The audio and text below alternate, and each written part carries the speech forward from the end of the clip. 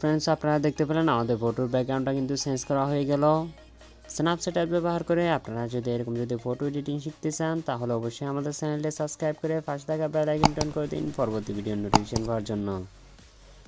আর আমি যেখানে ব্যাকগ্রাউন্ডটা অ্যাড করেছি এই ব্যাকগ্রাউন্ডের লিঙ্ক এই ভিডিও ডিসক্রিপশন বক্সে পেয়ে যাবেন। ওখান থেকে আপনারা ব্যাকগ্রাউন্ডটি ডাউনলোড করে আপনাদের ফটোতে অ্যাড করতে পারেন। তো দেখা হচ্ছে আরেকটি নতুন ভিডিওতে। ততক্ষণ পর্যন্ত ভালো থাকুন, সুস্থ থাকুন। আল্লাহ হাফেজ।